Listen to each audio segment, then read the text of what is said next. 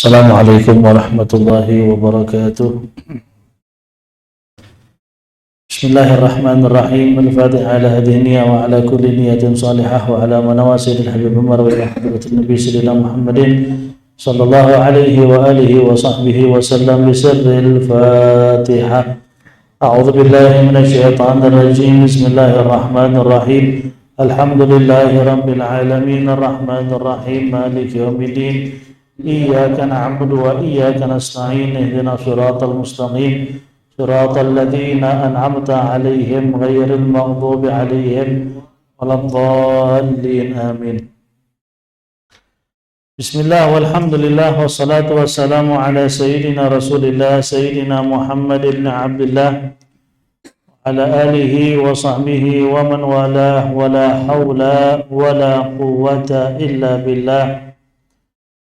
نوينا التعلم والتعليم والنفع والانتفاع والتذكر والتذكير والإفادة والاستفادة والحث على التمسك بكتاب الله وسنة رسوله والدعوة إلى الهدى والدلالة على الخير لابتغاء وجه الله ومرضاته وقربه وثوابه من الله تعالى.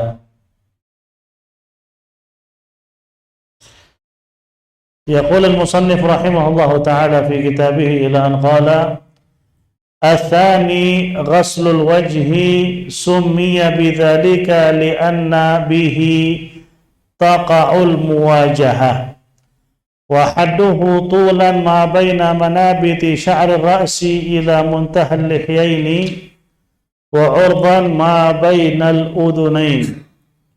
حكم غسل شعور الوجه يجب غسلها كلها ظاهرها وباطنها ويستثنى من ذلك اللحية والعارضان إذا كانا كثيفين فيجب غسل ظاهرهما دون باطنهما ويسن تخليلهما من أسفل بيده اليمنى.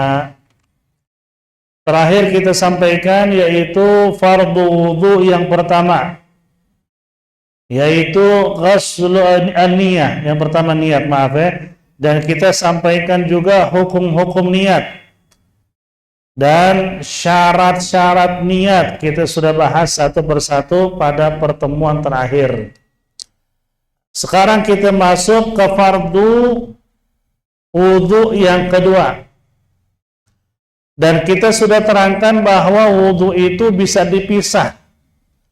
Seandainya di musola kita sedang wudu, airnya habis, baru basuh wajah, kita mau teruskan basuh tangan, pala kaki ke rumah, bisa gak? Bisa, selama niat masih ada. Masih ada. Sampai ke rumah baru basuh tangan, tiba-tiba habis juga air. Pindah ke rumah tetangga basuh pala, pindah ke rumah tetangga satu lagi basuh kaki, bisa gak begitu? Bisa, nggak apa-apa. Yang penting niat jangan hilang dari hati. Jadi selama kita jalan, kita masih sadar kalau kita sedang wudu dan wudunya belum selesai. Jadi nggak apa-apa begitu. Nah, di sini kita masuk ke fardu yang kedua, yaitu ghuslul wajhi, membasuh wajah. Summiya bidzalika li'anna bihi taqa'ul muwajahah. Wajah dinamakan wajah diambil dari kata muwajahah, bertatapan. Wajah itu kan bahasa Arab. Karena orang saling jumpa itu bertatapan dengan muka, maka muka disebut wajah. Wajah itu muwajahah, bertatapan. Karena wajah itu adalah anggota badan kita yang digunakan untuk saling apa? Saling mengenal, saling menatap, saling berkomunikasi. Kita ini kan semua pakai muka. Saya tahu fulan siapa, alan siapa karena mukanya. Kalau semua orang mukanya rata, bagaimana kita saling kenal? Nah, itulah bedanya. makhluk dengan makhluk saling kenal itu melihat asbah.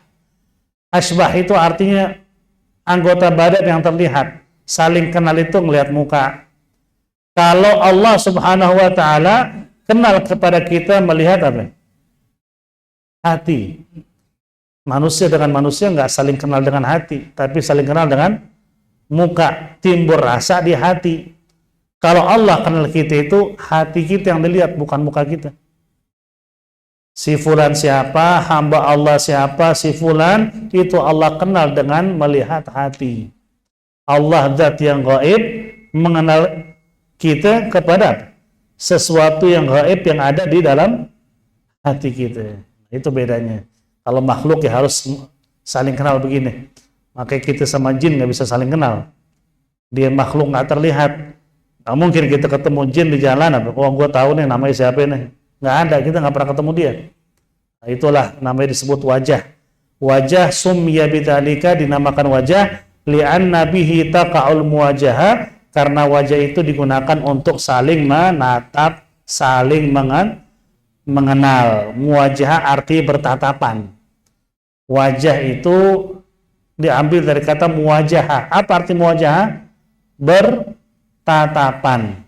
Saling lihat itu disebut muwajah. Makanya kalau bahasa orang Arab kalau lagi mau berantem loh, wajhan biwajhin. Wajah ketemu wajah. Bahasanya satu lawan satu. Orang Arab pakai kata wajah. Wajah ketemu wajah, satu lawan satu, maksudnya begitu ya. Wahaduha, adapun batasan yang wajib dibasuh ketika kita berwudu, tulan kalau panjang, ma baina manabiti sya'ri ra'si.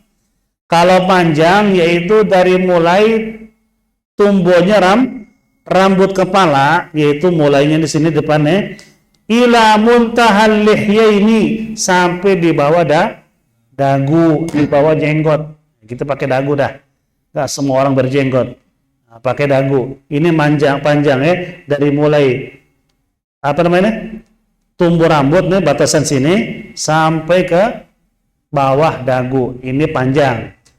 Wa urdan, adapun kalau lebar, ma bainal udhunain, kuping sampai ke kuping ya. Permulaan kuping sini nih yang ketemu aja sampai sini. Ini lebarnya, panjangnya begini. Ini yang harus dibasuh. Artinya bagian-bagian sini kan suka ada nih rambut-rambut tipis, khususnya perempuan. Itu harus kena air nggak? Harus, masih di dalam lingkaran kuping soalnya wajah. Nah ini yang harus dibasuh ketika berwudu. Adapun bulu-bulu dan rambut yang tumbuh di wajah, semuanya itu harus dibasuh. Kurang lebih kalau dihitung itu ada 20 bulu yang ada di wajah.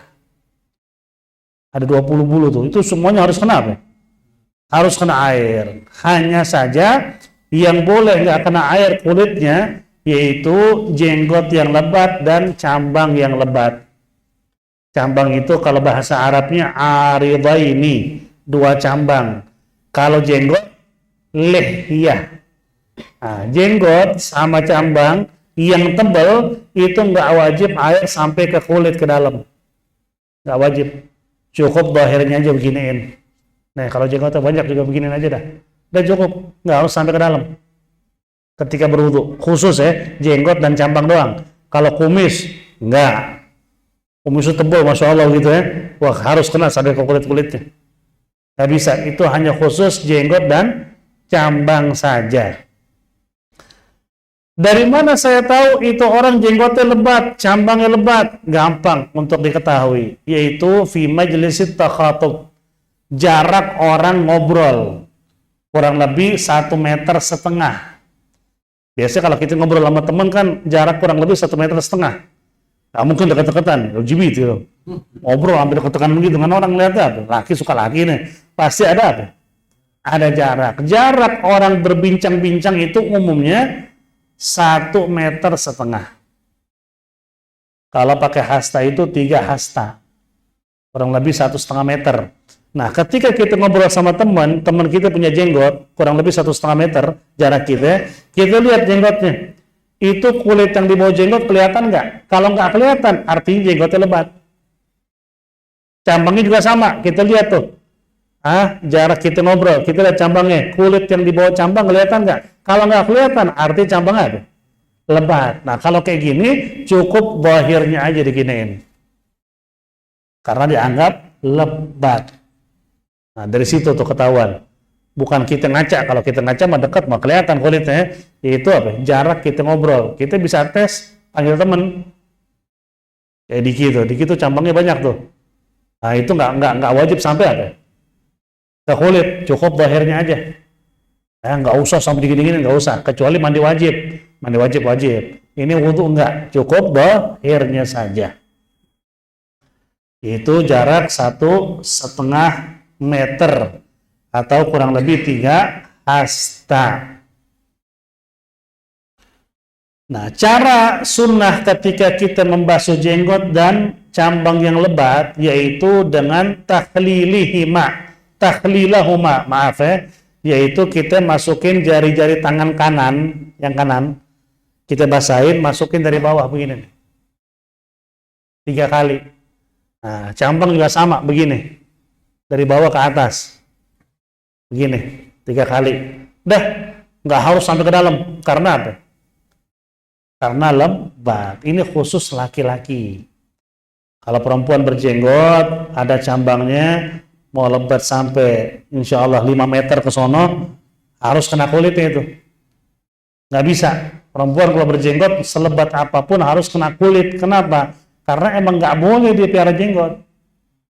Kalau berjenggot ya harus dicukur, karena itu bukan simaun nisa. Itu nggak layak bagi seorang wanita, itu simaur rijal. Itu tanda seorang laki-laki sejati. Kalau punya jenggot dipelihara, punya kumis dirapihin dipelihara. Emang laki-laki begitu. Cuman kalau nggak bisa tumbuh, jangan dipaksa. Tumbuh jenggot 2 biji, dipanjangin, jangan, serem lihatnya. Kumis cuma di pinggir-pinggir doang, kagak usah pelihara. Kalau ada, pelihara, rapiin, sunnah. Nah, saya nggak setuju juga kalau ada orang tuh menghina jenggot dengan dalih apapun. Mentang-mentang beda aliran sama kita, jenggotnya pada lebat-lebat, ketika ngatain, tuh lihat tuh jenggotnya semakin apa? Semakin panjang, semakin bego. Nggak pantas dia ngomong begitu. Ente mungkin kecam dan nggak sesuai dengan pemikiran dia. Kita harus jawab pemikiran dia yang salah. Bukan soal jenggot. Jenggot itu sunnah Rasulullah. Semua para nabi dan rasul itu berjenggot. Para wali berjenggot. Kita mau lihat patungnya Yesus saja berjenggot. Walaupun nggak kayak gitu Nabi Isa ya. Cuman maksudnya sampai mereka gambarkan Yesus saja berjenggot. Jadi jangan ngatain jenggot ya, jangan. Nggak ada salah itu jenggot. Atau yang cingkrang, jangan ngatain cingkrangnya. Cingkrang itu kan gak isbal dia, sunnah dia. Ente kalau mau jawab akidah dia, pemikiran dia. Bukan ciri-ciri khas dia. Karena yang dia lakukan sama dia adalah sunnah Rasulullah. Salah begitu. Punya istri bercadar, teroris tuh. Ya semuanya orang bercadar teroris begitu. Ini sengaja nih pemikiran begini nih. Yang kebuka-buka gak teroris. Yang kebuka-buka pahanya kemana-mana itu teroris tuh. Teroris terhadap akhlak. Teroris terhadap apa? Perilaku. Nah itu lebih dahsyat daripada yang bercadar seandainya dia teroris. Ini kan berbahaya begini pemikiran. Kadang-kadang yang nyebarin begini orang Islam. Kalau bukan orang Islam mah bodo amat, kita nggak kaget karena kita beda apa? Agama. Ini Muslim. Ciri-ciri Islam dikatain. Nah ini kebodohan yang luar biasa. Itu nggak benar ya. Saya nggak setuju juga. Kita boleh hantam pemikirannya. Jangan kita katain sunnah-sunnah Rasul. Kita nggak sadar kita menghina Rasulullah Sallallahu Alaihi Wasallam. Nah, ini soal jenggot. Jadi kesimpulannya wajah, seluruh rambut yang ada di wajah harus kena air kecuali jenggot yang lebat, cambang yang lebat. Dari mana saya tahu lebat? Yaitu ketika ngobrol jarak 1,5 meter, kita lihat kulit di bawah jenggot dan cambang kelihatan nggak? Kalau nggak kelihatan, artinya cambang jenggotnya apa? Lebat. Kalau lebat, nggak wajib air sampai ke kulitnya. Cukup zahirnya aja giniin. Dah. Ini khusus siapa laki-laki. Kalau perempuan nggak berlaku. Kumis juga nggak berlaku. Itu khusus hanya jenggot dan cambang yang lebat. Begitulah jenggotnya Rasulullah. Siapa yang paling ngikutin sunnah Nabi di antara sahabat? Kalau antum ditanya sama orang, sahabat yang paling jaga sunnah Nabi banget siapa? Kalau ada yang nanya, siapa di antara sahabat yang jaga sunnah Nabi banget? Benar-benar jaga deh. Ngikutin Nabi secara total. Abdullah ibn Umar. Anaknya Sayyidina Umar. Beliau itu piara jenggotnya satu kepel. Segini. Nggak lebih dari satu kepel. Cambangnya tipis. Ditanya, kok ente piara jenggot begitu? Kata beliau, begitulah jenggotnya Rasulullah. Tapi yang jenggotnya sama cambangnya nyambung banyak, nggak termasuk dapat sunnah. Yang penting rapi. Ente bisa lihat Habib Ali Jufri kan? Itu kan jenggotnya sama cambangnya apa? Nyatu, tapi kan rapi. Rapi, ditata, tetap enak dilihat. Lah kalau acak-acakan, udah banyak lebat acak-acakan, kagak ada enak-enaknya dilihat. Niat ngikutin sunnah, malah orang yang ngelihat menghina sunnah jadinya. Karena Nabi itu rapi, meskipun jenggotnya rapi. Ya, begitulah ciri Rasulullah Sallallahu Alaihi Wasallam. Nah, ini masalah wajah. Nah, harus kita ingat ketika basuh wajah itu disertakan dengan niat. Jadi niat sambil basuh bagian pertama atas wajah kita. Nawaitul wudu lis-shalah. Jadi niat akhir plus ketika air nyampe ke wajah kita. Dimulai dari mana? Dari atas. Kalau ada orang basuh wajah dimulai dari tengah. Contoh begini. Nawaitul wudu lis-shalah. Baru diatasin. Mulai dari tengah, baru di ke atas. Dari tengah ke bawah, ini hadasnya sudah keangkat. Bagian atas, belum. Terus niat lagi gak? Nggak usah. Ambil air lagi. Basuh dari atas. Ratain. Itu baru satu basuhan. Paham nggak? Kalau mau satu basuhan sekaligus, mulai dari atas. Nawaitul wudu lis-shalah. Guyur dari atas. Ente ratain deh, itu udah cakep. Mungkin ada orang kan salah. Nawaitul wudu lis-shalah. Baru dikeatasin. Yang keangkat dari tengah ke bawah tuh. Atas belum keangkat. Ambil lagi sekali, nggak usah pakai niat lagi, cukup niat tadi. Basuh lagi dari atas, ratain. Itu baru dihitung satu basuhan. Berarti masih dua basuhan lagi. Padahal kan kita lihat jadi dua basuhan tadi kan, masih dihitung satu karena belum sempurna. Maka hati-hati. Kalau bisa mulai dari atas, dari jidat, biar sekali basuhan. Nawaitul wudu lis-shalah. Ratain dah. Ambil lagi kedua, ketiga. Nah, benernya begitu. Kalau ada orang nawaitul wudu lis-shalah dari tengah, atas belum keangkat. Ini belum diangkat basuhannya. Baru setengah basuhan diangkatnya. Ambil lagi sekali, mulai dari atas lagi. Nggak usah lihat lagi. Cukup lihat yang tadi. Ratain, baru dihitung satu. Hati-hati ya, itu ingat. Karena kita sering lihat orang basuh wajah itu ketika wudhu dimulai dari mata ke bawah, baru diratain ke atas. Itu belum dihitung satu basuhan. Maka kalau bisa mulai dari atas sambil diratakan, dibantu dengan gosokkan tangan kita. Itu kalau mau lebih gampang lagi, inti bisa buka video kita punya guru wudhu. Umar wudhu kan ada videonya tuh. Nah kayak gitu tuh cakep udah. Airnya sedikit bisa diratakan kok. Nggak harus airnya banyak. Yang penting dibantu dengan gosokan tangan. Kalau cuma diguyur begitu, ya mungkin aqua galon 3 biji juga nggak cukup buat wudhu. Jadi dibantu. Dengan apa? Dengan tadlik. Nah, kita ratakan biar air benar-benar merata. Karena kulit kita jangan disamakan dengan kulit Rasulullah. Nabi kulitnya itu lembut, sehingga kata sahabat ketika Nabi itu guyur air di kulitnya, itu air nyebar sendiri. Kenapa nyebar sendiri? Itu air apa? Berebut pengen kena kulit Nabi. Nah, beda di situ. Jadi kalau Nabi itu wudu pakai air aqua yang botol kecil cukup, ya wajar. Lah kalau kita pakai galon nggak cukup kayaknya. Soalnya kulit kita kulit badak. Bedain dengan kulit apa? Dengan kulit Rasul sallallahu alaihi wasallam. Basyarun lakal basyar, manusia tapi nggak seperti manusia biasa. Jangan samain dengan kita. Nah, ini rukun atau fardu yang kedua yang dibarengi atau disertakan dengan niat ketika basuh wajah. Adapun kalau ada orang punya wajah dua, ini perlu kita ketahui juga. Orang punya wajah dua. Yang mana dibasuh, kata para ulama, yang berfungsi. Mungkin ada orang, naudzubillah min dzalik, ya, jangan sampai terjadi. Seandainya, karena fikih itu bahas hal-hal yang nggak masuk akal. Kenapa? Karena bisa aja terjadi. Orang mukanya ada di depan dan di belakang.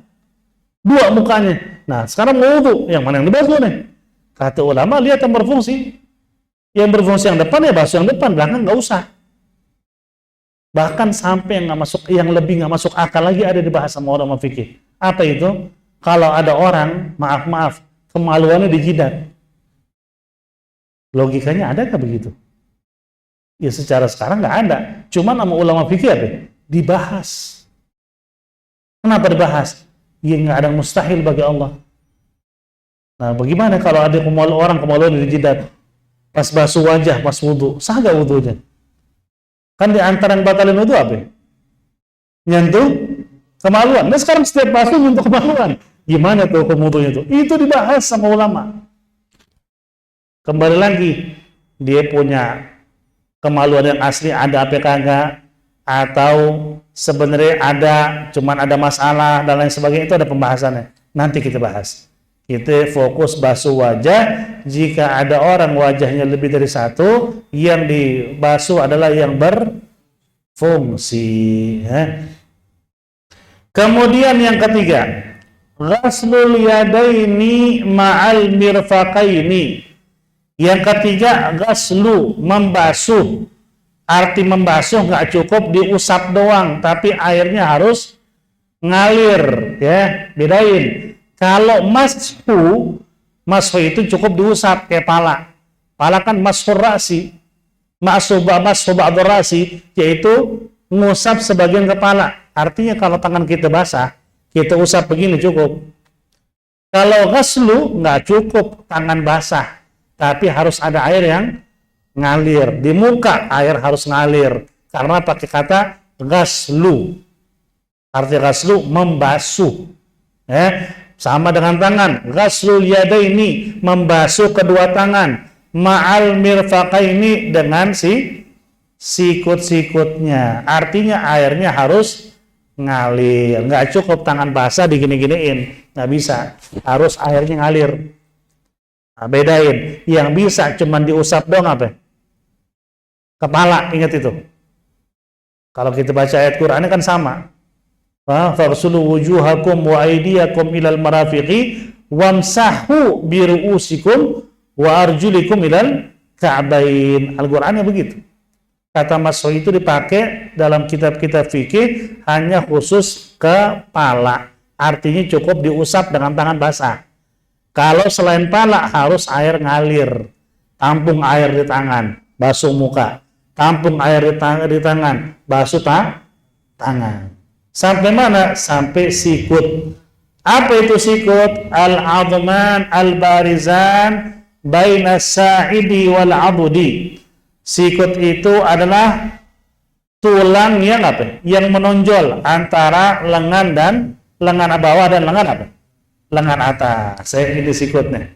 Sampai melewati sikut. Sebenarnya sampai sikut. Cuman kan nggak mungkin sikut itu sempurna tanpa dilewati. Jadi mau nggak mau dilewati. Ma yatimul wajibu illa bihi fahuwa wajibun.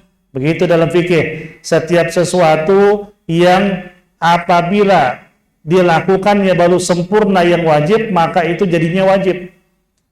Ente wajib basuh tangan sampai sikut. Sikut nggak akan sempurna kebasuh kecuali ente lebihin dari sikut. Lebih dari sikut ini sebenarnya nggak wajib hukumnya, cuman jadi wajib. Kenapa? Karena yang wajib nggak akan sempurna tanpa dilebihin, sehingga yang dilebihin jadi wajib. Contoh, dengkul ini nggak keseluruhannya aurat.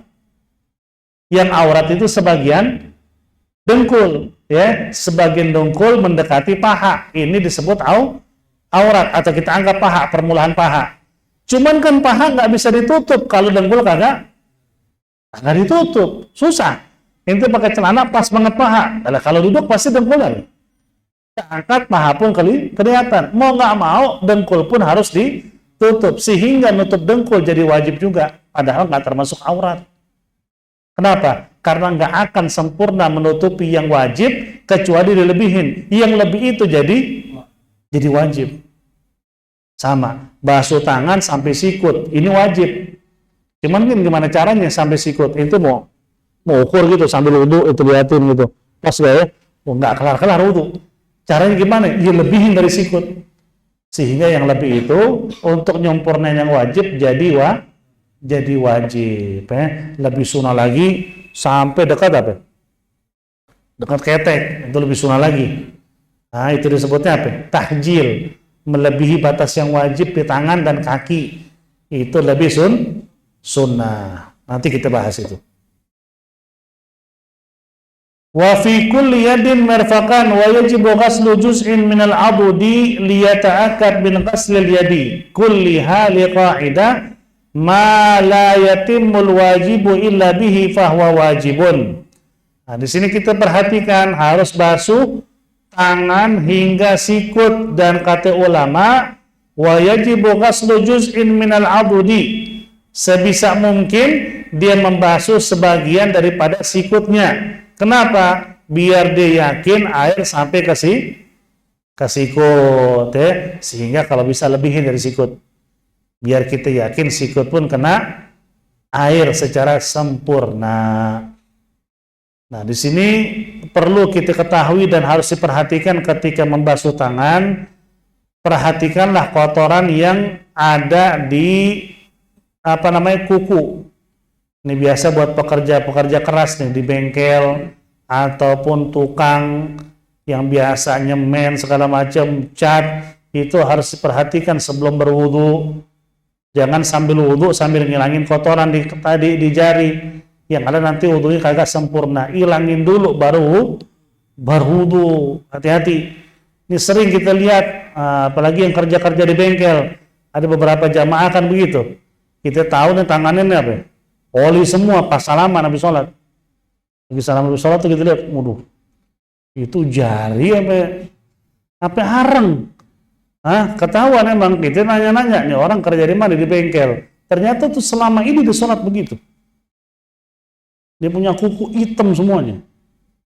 Disangkanya wudunya apa? Sah. Beda kalau itu daki. Kalau daki beda. Daki ulama masih ngebolehin.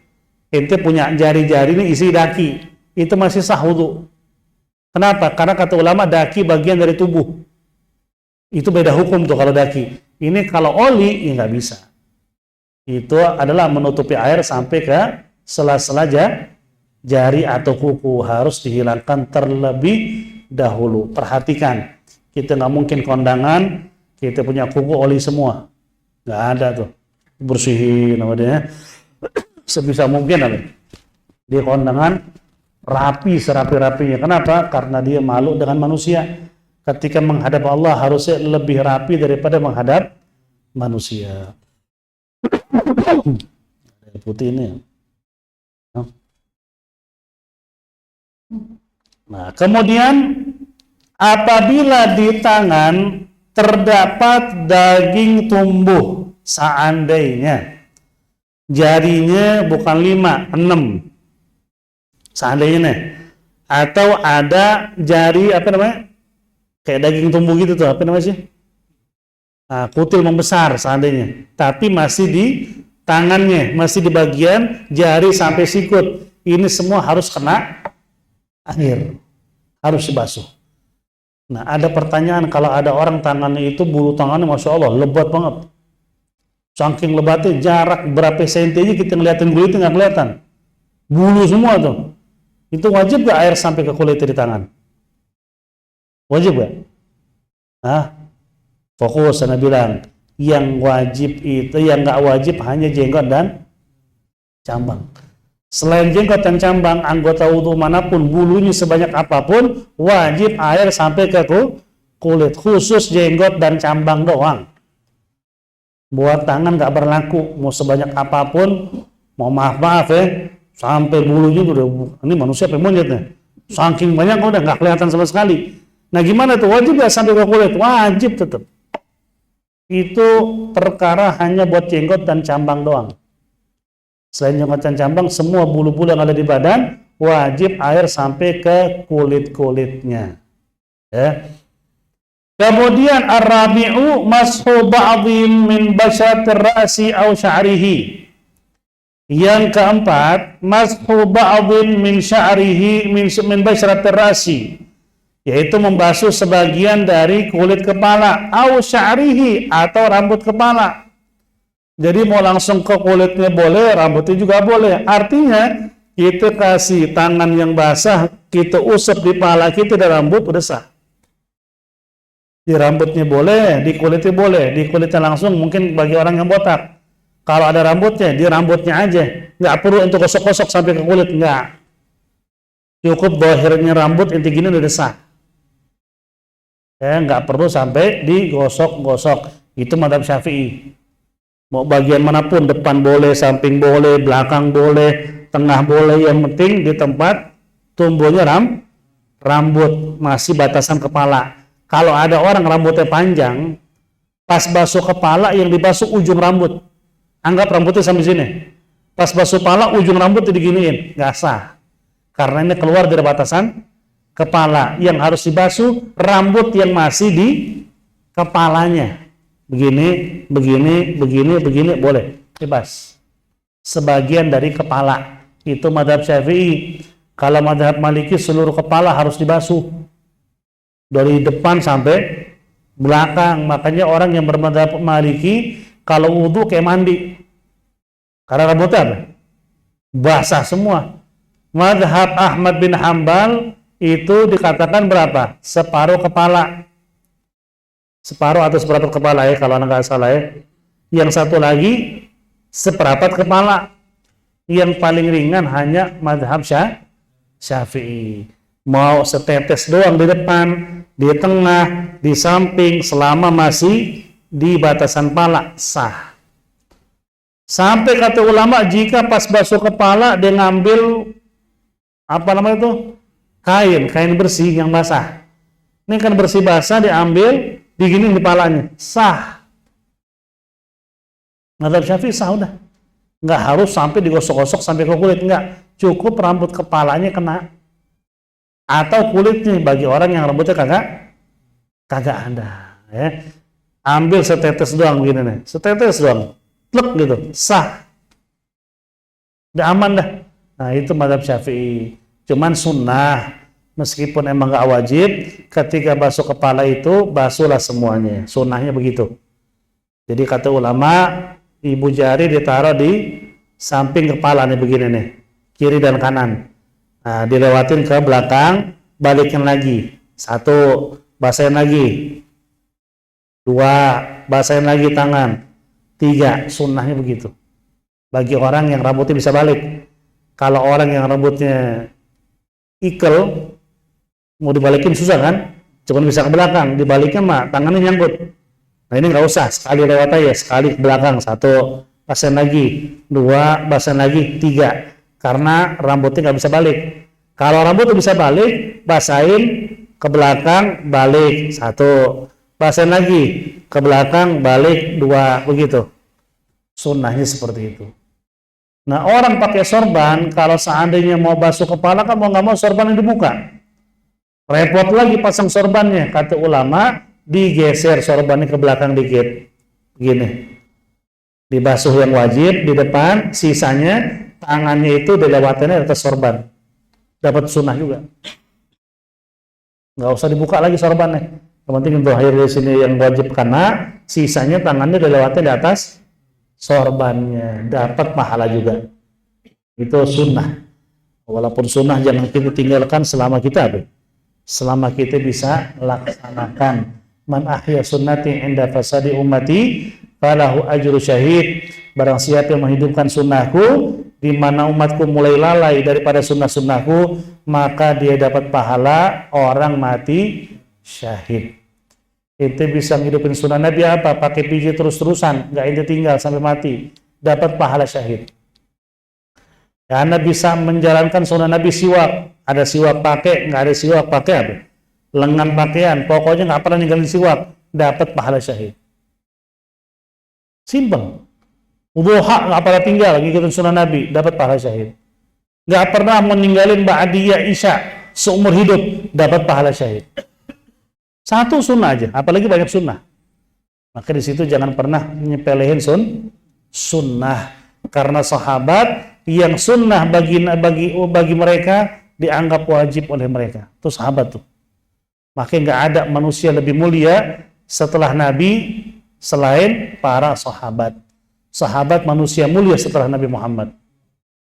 Jangan dibandingin dengan orang yang paling soleh di zaman kita. Karena sahabat itu mereka berjuang dengan jiwa dan raga. Orang sekarang sesoleh apapun belum tentu punya perjuangan seperti sahabat.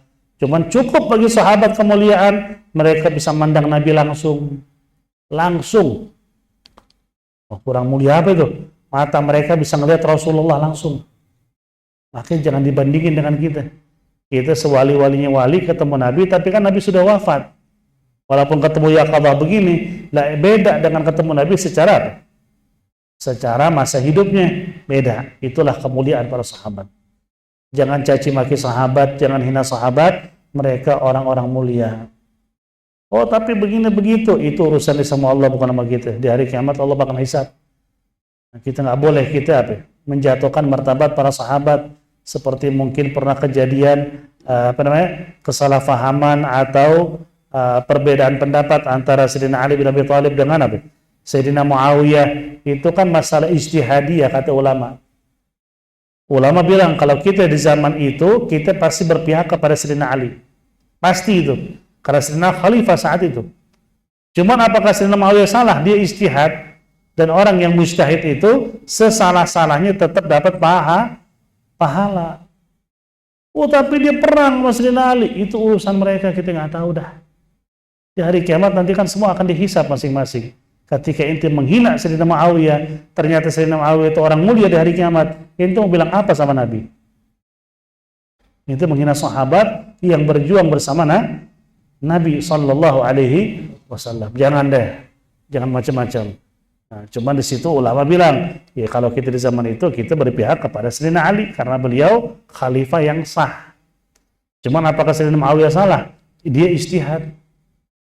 Maka Sayyidina Ali pasti samperin sama sahabat ketika terjadi peperangan. Kata sahabat, bagaimana dengan Muawiyah dan pengikutnya, wahai Amirul Mukminin? Mereka itu orang-orang kafir apa bagaimana? Apa kata Sayyidina Ali? Ikhwanuna bagaw alaina. Itu bahasa Sayyidina Ali. Mereka saudara kita. Cuma mereka melewati batasan. Tetap kata Sayyidina Ali, mereka saudara kita. Tuh sopannya sahabat tuh. Beda sama orang sekarang ya. Anak sama anak ribut, orang tua sama orang tua bawa golok. Siapa yang salah? Dia yang salah. Sahabat perang aja masih saling apa? Masih saling menghormati. Dia saudara saya. Subhanallah ya. Itu didikan Nabi kayak gimana itu ya? Luar biasa. Makanya jangan. Wa ma jara baina sahabati naskutu anhu wa ajrul ijtihad nuthbitu. Apa yang terjadi antara sahabat apa? Naskutu, diem. Gak usah ngatain. Ente nggak hidup di zaman sahabat. Nah, tugas kita jalanin hukum syariat yang Allah wajibin, yang Allah sunahin mana, yang wajib mana, jalanin. Nggak usah kritik sahabat. Hati-hati, salah ngeritik hari kiamat ada. Nah, di hari kiamat tanggung jawabnya berat. Nah, itulah harus kita memahami ya. Ini sampai ke berapa tadi ini? Sampai basuh kepala ya. Fayakfi walau ba'da sya'ratin wa syartu sya'ri alladhi yasihul masu alaihi an la yakhruju bil maddi an haddir ra'si min jihati nuzulihi. Jadi kata ulama, walau ba'du sya'ratin, seandainya kas basuh pala, usap pala hanya kena beberapa rambut di kepalanya, sah, asalkan tuh rambut masih di batasan kepalanya, bukan yang keluar. Yang keluar nggak sah. Mentang-mentang rambutnya panjang, pas basuh pas usap pala, yang di ujung diginiin. Nggak sah, itu udah keluar dari batasan pala. Yang penting masih di batasan pala. Mau di sini, bebas. Sebagian rambut kena, sah mazhab Syafi'i. Nah, itulah mazhab Syafi'i. Kita bermadzhab Syafi'i, alhamdulillah sangat mudah cara wudhu yang diajarkan oleh Imam Syafi'i, dan itu adalah dari sahabat juga. Imam Malik, Imam Abu Hanifah, mereka punya pendapat juga cara wudhu Nabi dari sahabat juga. Nah, kok beda-beda begitu? Ikhtilaf ummati rahmah. Perbedaan antara umatku itu rahmat, kata Nabi. Tapi semua sumbernya berasal dari Nabi. Imam Malik sampai detik ini, kalau mereka punya wudhu makan makanan yang dimasak, itu batal wudhunya. Harus wudhu lagi. Inti bermadzhab Maliki, lagi ada wudhu makan apa? Sate, wudhu lagi. Apapun yang kena api harus wudhu lagi kalau dimakan. Itu permulaan Islam. Nabi awal-awal permulaan Islam begitu. Setiap makan sesuatu yang dimasak, Nabi wudhu lagi. Di akhir hayat Nabi, Nabi makan yang dimasak, wudhunya kagak diulang. Itu diambil oleh Imam Syafi'i. Makanya mazhab Syafi'i, inti makan apapun kagak batal wudhu. Yang penting kumur-kumur baru sholat. Yang batal wudhu cuma apa? Keluar sesuatu dari gubul dan dubur, ketiduran, nyentuh wanita yang bukan mahram, nyentuh kemaluan, ini yang batal wudhu. Makan nggak termasuk. Jadi Imam Syafi'i ngambil akhir hayat Nabi. Imam Malik mengikuti permulaan Islam. Semuanya sumbernya sama aja dari Nabi-Nabi juga. Kenapa berbeda begitu? Itulah kata Nabi, rahmat, kemudahan buat umat Islam. Seperti ketika Nabi ngomong sama sahabat kan, jangan sholat asar kecuali nanti di kampung Bani Quraidah. Jalan kalian. Dalam perjalanan waktu asar masuk, sahabat bilang kita harus sholat. Yang lain bilang, kan Nabi bilang jangan sholat nanti di Bani Quraidah. Terjadi dua pendapat. Yang separuh sebagian sahabat sholat awal waktu, yang sebagian nggak sholat. Mereka sholat di Bani Quraidah, tapi sudah masuk waktu maghrib. Sampai ke telinga Nabi itu peristiwa. Nabi nyalahin enggak, dua-duanya benar. Yang sholat awal waktu emang Nabi nyuruh sholat awal waktu, yang sholat di Bani Quraidah emang Nabi perintahin. Dua-duanya kagak disalahin sama Nabi. Nah itulah kemudahan buat umat Islam. Kayak kita, kalau berpegang teguh dengan mazhab Syafi'i, berangkat haji, repot ente. Lagi tawaf, kan laki perempuan campur. Perempuan bukan mahram samping kita, lagi tawaf kesenggol, batal wudhu mazhab Syafi'i, wudhu dulu. Kalau enggak tawafnya enggak sah. Ayo wudhu dah.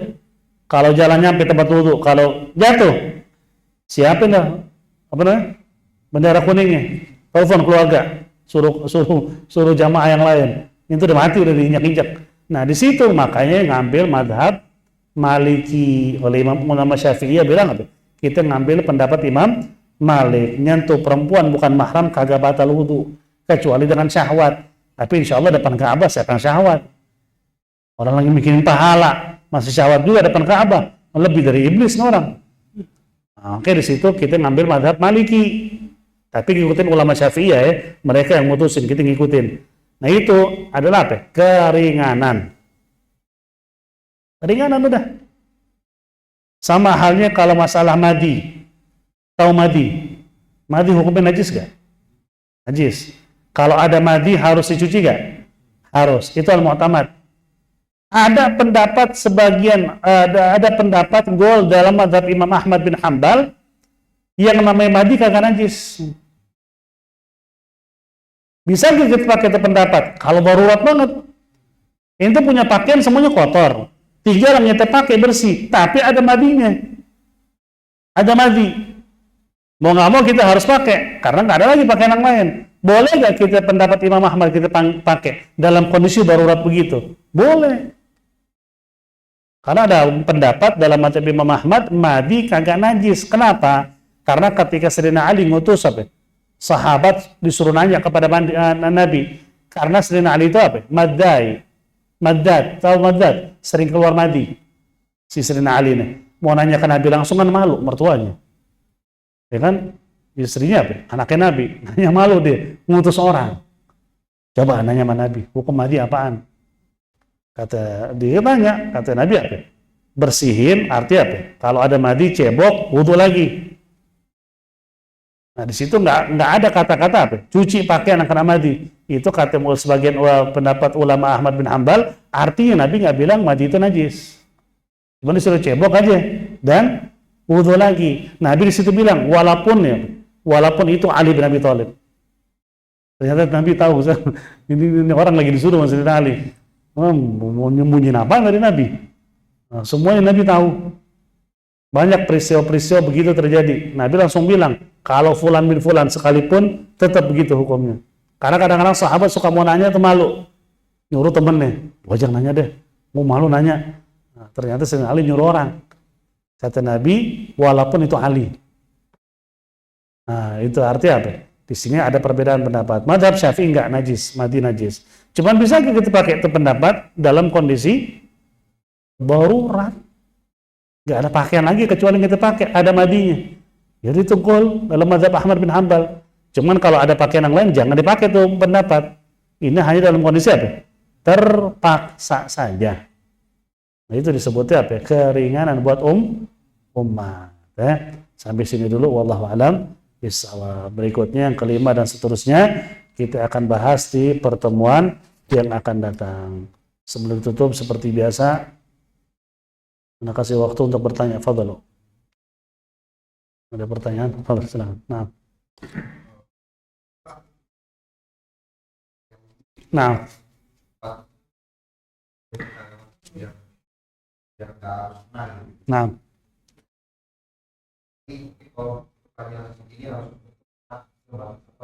Nah, nanti insya Allah itu kita akan bahas. Itu masalah jabirah namanya.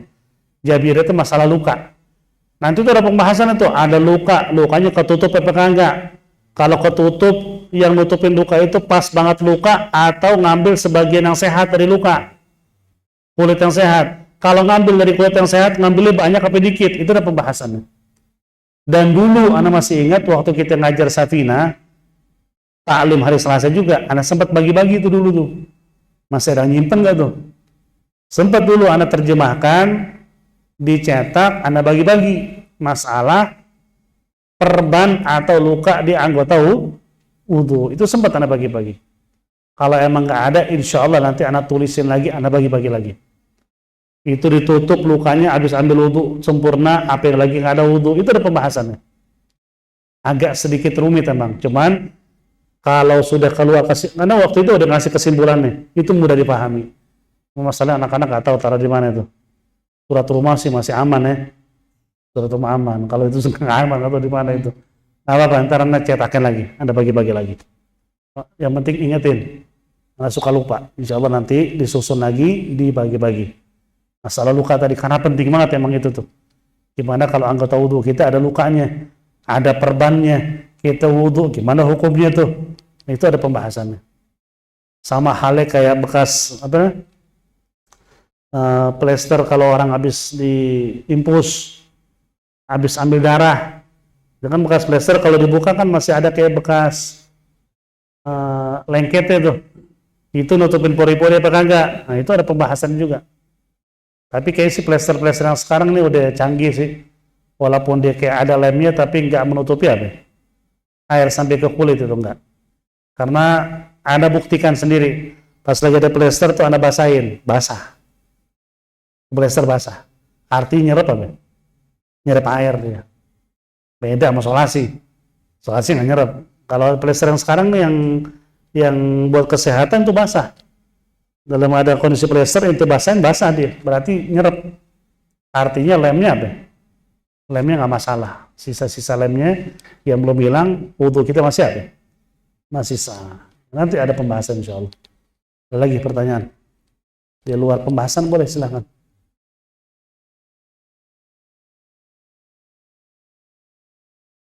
Boleh, boleh. Nah, gimana? Ah, enggak, enggak. Yang batal itu hanya telapak tangan. Telapak tangan. Bagian sini enggak batal. Jari-jari, sela-sela jari-jari enggak batal. Yang batal hanya telapak tangan doang. Telapak kaki batal enggak? Enggak.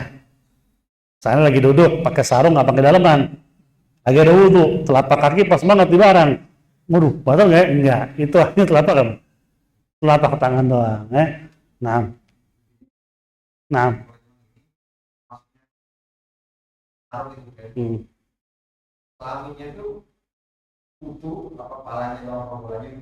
Nah, nyentuh kelamin dengan telapak tangan itu secara langsung. Kalau ada sarung itu nyentuh begini, nggak ada sarung nggak batal. Lagi pakai sarung kesentuh, batal nggak? Selama nyentuh telapak tangan, yaitu kelaminnya maksudnya apa? Dakarnya, dakarnya nggak? Pelurunya nih, pelurunya yang kesentuh. Selain pelurunya nggak apa-apa. Selain pelurunya nggak apa-apa. Artinya apa? Bagian bawah di bawah buah dakar tuh itu nggak batal. Hanya dakarnya doang. Batangnya, arti batangnya ya. Batang kalau kesentuh dengan telapak tangan apa? Batal. Paham ya? Mau lebih detail lagi kan nggak mungkin musola ini. Paham maksudnya ya batangnya ya? Bukan palai doang ya. Seluruhnya maksudnya. Itu batang dari ujung ke ujung. Selama kena telapak tangan batal. Kena sini ya. Itu pun secara langsung ya. Kalau pakai sarung tangan nggak batal. Atau lagi ada sarung begini nih. Nggak pakai daleman, cuma sarung, cuman gatel yang digaruk-garuk, nggak secara langsung ya, di sarung, nggak batal. Batal kalau kena secara langsung. Waktu itu kan ada yang nanya juga tuh, bagaimana hukumnya kalau nyentuh paha? Siapa itu waktu itu nanya tuh? Di ta'lim mana itu? Lagi ada wudhu, megang paha. Kata ada ustadz bilang batal. Kata siapa batal megang paha? Tapi emang ada pertanyaan dulu nih, paha dia atau paha? Nah itu. Kalau paha sendiri kagak batal, yang batal itu nyentuh kemaluan. Cuman kalau paha bini ya batal. Nah, kalau paha sendiri kagak batal ya. Cuman ada yang bilang enggak, paha sendiri, ada ustadz bilang batal, enggak ada. Inti buka mubatilat al-wudu atau yang membatalkan wudu enggak ada.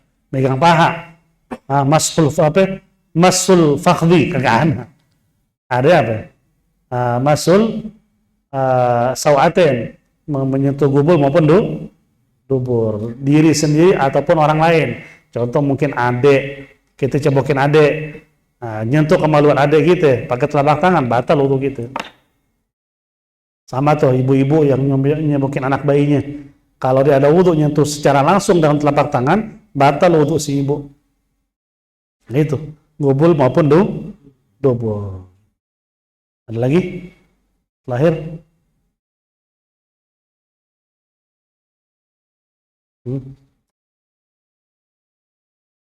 Nggak ada ya, khair, wallahu alam bisawab. Al-Fatihah ala hadiniya wa ala kulli niyatin salihah ila hadratin Nabi Sayyidina Muhammadin sallallahu alaihi wasallam. Sirrul Fatihah. A'udzu billahi minasyaitonir rajim. Bismillahirrahmanirrahim. Alhamdulillahi rabbil alamin arrahmanir rahim maliki yaumiddin. إياك نعبد وإياك نستعين اهدنا الصراط المستقيم صراط الذين أنعمت عليهم غير المغضوب عليهم ولا الضالين آمين. الله بحق الفاتحة وسر الفاتحة بكرامة الفاتحة. يا فارج الهم يا كاشف الغم يا من لعبدي يغفر ويرحم بفضل سبحان ربك رب العزة عما يصفون وسلام على المرسلين والحمد لله رب العالمين. يا رب